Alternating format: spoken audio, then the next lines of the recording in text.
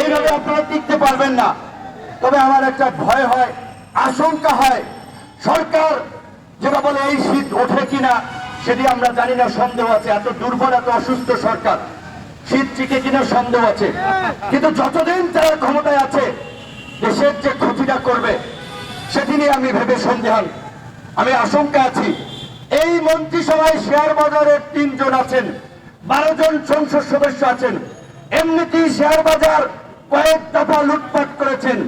আবার এই শেয়ার বাজারের লুটেরারা প্রধানমন্ত্রীর উপদেষ্টা পদে বহাল আছেন। কাজে এইবার যে অর্থনীতির অবস্থা, নতুন করে আবার কোন লুটপাটের মহোৎসব করে সেটি নিয়ে আমি শঙ্কায় আছি। আমি শঙ্কায় আছি এইভাবে যে মানুষকে তারা কিভাবে ভুল ব্যাখ্যা দিচ্ছে, উন্নয়নের গোয়েবলসের থিওরি খেলাচ্ছে।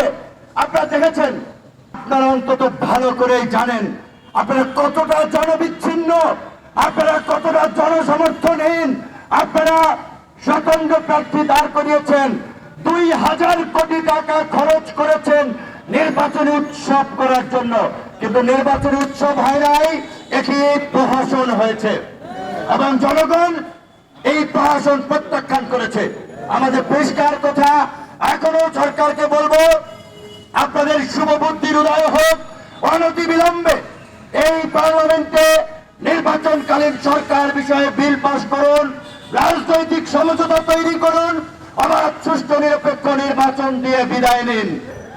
এরা দেশদ্রোহী, এরা দেশের শত্রু, এই গণশত্রু, সেই শত্রুদেরকে পরাজিত করে আমাদের গণতন্ত্রের সংগ্রামকে বিজয়ী করতে হবে।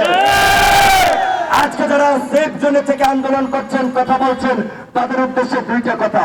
নির্বাচন বর্জন করেছে, কিন্তু বলছি ভাই, যুগপৎ আন্দোলনে আসো, সেখানে নাই। এক ব্যানারে আসো, সেখানেও নাই। কিন্তু তারা অনেকে আবার নির্বাচন বর্জনও করেছে। তো আজকে সরকারের পাশে যেভাবে ভারতের মতো একটা জায়ান্ট প্রতিবেশী, রাশিয়া ব্যাকআপ দিচ্ছে, চায়না ব্যাকআপ দিচ্ছে, বাংলাদেশ আজকে ভূ রাজনীতির খেলার পুতুল হচ্ছে। এই সময় যদি আমরা দেশের মধ্যে জাতীয় ঐক্য সংহতি তৈরি না করতে পারি, বাংলাদেশ একটা ব্যর্থ কার্যকর রাষ্ট্রে পরিণত হবে। তাই যারা নির্বাচন বর্জন করেছেন, তাদের পাশাপাশি গণতন্ত্রকে আমি জনগণকে বলবো, এই গণ আন্দোলনের শরিক হন।